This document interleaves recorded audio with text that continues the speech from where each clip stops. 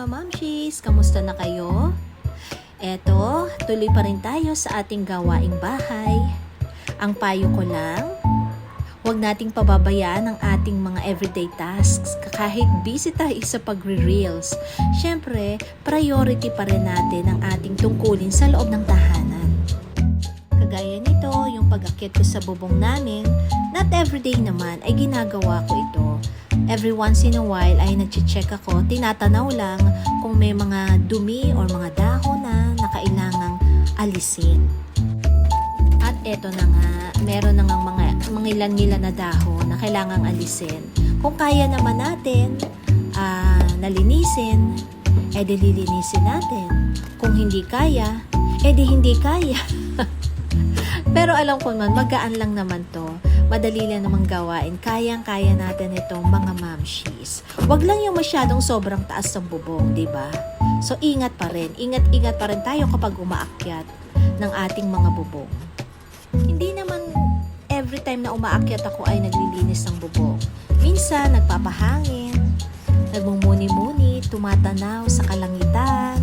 Masarap kasi sa taas, di ba? Walang traffic.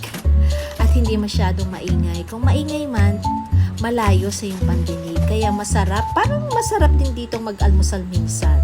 Magkape, di ba? Ayun, nako, yun lang ang problema natin. May mga dumi na hindi ko maabot. Yan, kahit anong gawin ko. Pero syempre, pipilitin pa rin nating abutin yung makakaya nating abutin.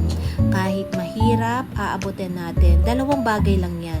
Kapag mahirap, it's either pipilitin natin na maabot or hahayaan muna natin. Aba, parang may hugot doon Para mga pangarap natin sa buhay, di ba? Pipilitin nating maabot ang mga pangarap.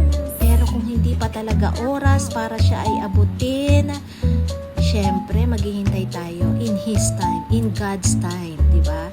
Hindi natin pwedeng pilitin ang mga bagay na hindi pa natin oras na maabot or hindi pa natin oras na marating. So kung kaya, sige lang. Kung hindi, bahala na ang Diyos, di ba? Siya naman ang nakakaalam ng lahat kung kailan at saan tayo pupunta, tayo dadalahin. Basta't patuloy na sumampalataya, manalig at umasa sa magagawa niya. O di ba? Ang kulit ng dahon na yan, nakasiksik kasi siya dun sa loob na may harang na hindi kasya ang kamay ko. So, bahala ka dyan, matutunaw ka dyan, kaya lilipa rin ang hangin. Kaya for the meantime, sa mga hindi ko maaabot na dahon, baka next time, di ba, maaabot ka na rin siya. Hintayin nyo ako at kukuha ko ng panungkit.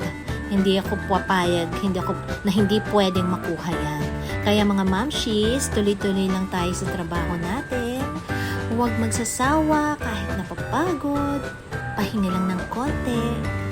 At kapag nakapagpahinga ng konti, baba na tayo sa bubong.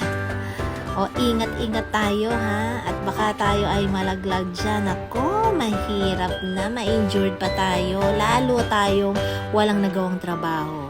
O meantime, punta muna tayo sa iba nating gawain. Thank you for watching.